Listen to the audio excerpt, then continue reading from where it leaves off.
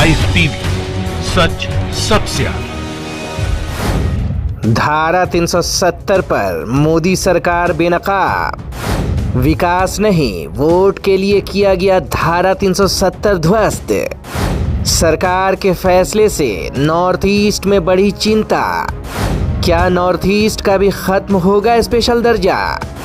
सरकार ने कहा 371 के साथ नहीं होगा छेड़छाड़।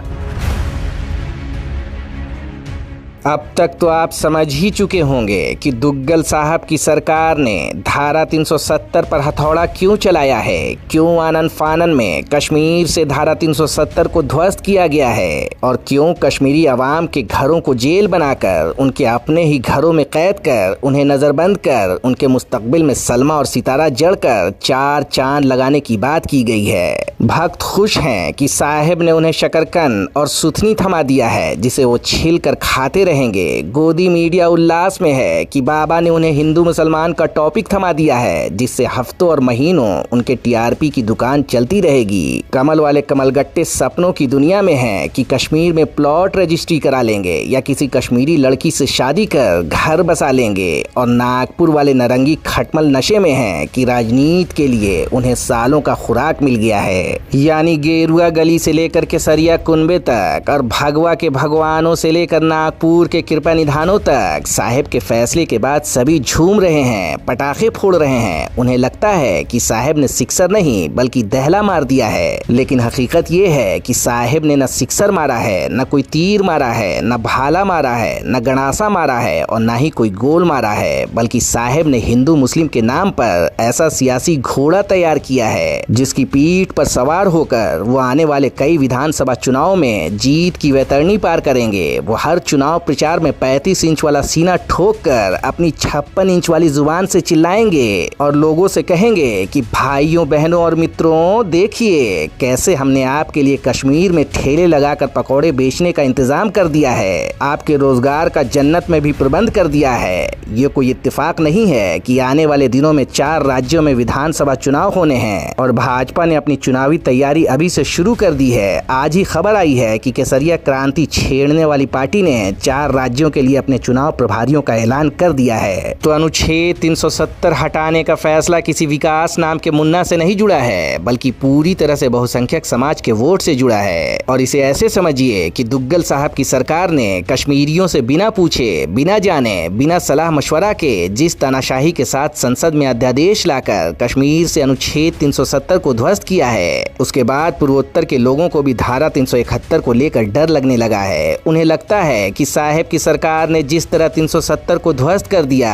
उसी तरह एक दिन उनका भी नंबर आएगा और धारा 371 को हटाकर उनके राज्यों को मिले विशेष अधिकारों को खत्म कर दिया जाएगा। इसीलिए नॉर्थ ईस्ट के राज्यों में कश्मीर से धारा 370 हटाने का जबरदस्त विरोध हो रहा है। त्रिपुरा की बीजेपी सरकार में उसकी अपनी ही सहयोगी पार्टी IPFT के सैकड़ों कार्यकर्ताओं ने सड़क पर उतरकर धारा 370 हटाए जाने के विरोध में प्रदर्शन किया। इसके अलावा मेघालय, मिजोरम, नागालैंड और अरुणाचल प्रदेश जैसे राज्यों में भी बड़े पैमाने पर लोग साहिब की सरकार के खिलाफ धरना प्रदर्शन कर रहे हैं। ऐसे में जैसे ही ये खबर दुग्गल साहब की सरकार के कानों तक पहुंची, दुग्गल साहब के कान खड़े हो गए। तुरंत साहिब के मंत्री ट्विटर पर प्रकट हुए और कहा, जब तक मोदी जी की सरकार है धारा 371 को कोई छू नहीं सकता। साहिब के वजीर जितेंद्र सिंह ने ट्वीट किया है, नॉर्थ ईस्ट को डरने की कोई जरूरत नहीं है, धारा 371 जैसा है वैसा ही रहेगा। 370 और 371 के बीच में अंतर है, विपक्ष इस पर भ्रम फैला रहा है।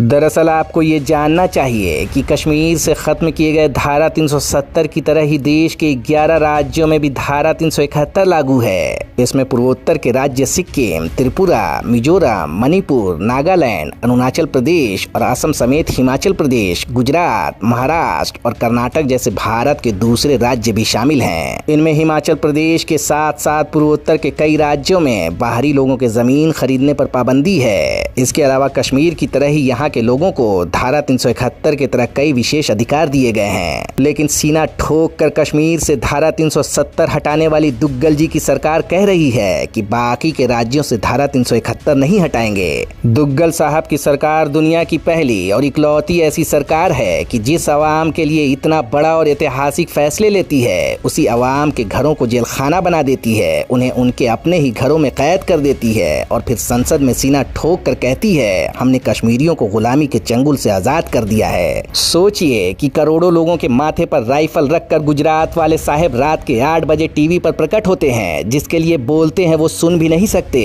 उनके घरों के दरवाजे, खिड़की, टीवी, टेलीफोन, इंटरनेट, मोबाइल सब बंद कर दिए जाते हैं। उसके बाद भी साहब दिल्ली में अकेले बोलते रहते हैं। इसे ही कहते हैं जंगल में मोर नाचा, किसने देखा। आप देखेंगे कि पिछले 6 साल में साहब ने कश्मीरियों से न किसी तरह की कोई बातचीत की, न ही शांति बहाली का कोई प्रयास किया। कमाल देखिए कि साहब जिस वक्त कश्मीरियों को संबोधित करते हुए टीवी पर भाषण दे रहे थे, उसी वक्त #कश्मीरी मोदी के साथ है ट्विटर पर ट्रेंड कर रहा था। मतलब गजब है कि कश्मीर में ट्विटर बंद है, फिर भी ट्विटर पर कश्मीरी साहब के साथ हैं। साहब ने कई बार अपने भाषणों में कहा कि कश्मीर में हालत सामान्य है। तो हुजूर, अगर हालत इतने ही सामान्य है तो फिर लोगों को घर से बाहर क्यों नहीं निकलने दिया जा रहा? क्यों उन्हें जश्न मनाने का मौका नहीं दिया जा रहा? पहले आप कश्मीरियों के मुंह पर पट्टी बांधते हैं, फिर उन्हें कोड़े से मारते हैं और अंत में कहते हैं कि कश्मीर शांत है। हा, कितना बहादुरी का काम किया है। तो भाइयों, बहनों और मित्रों, अगर आप अब भी नहीं समझे तो आप 1 नंबर के बेवकूफ नहीं, 2 नंबर के महाबेवकूफ हैं। क्योंकि साहब का फैसला बताता है कि कश्मीर अब सिर्फ कश्मीर नहीं है, बल्कि भाजपा का नया राम मंदिर है। द लाइफ टीवी के लिए ब्यूरो रिपोर्ट। लाइफ टीवी, सच सबसे आगे।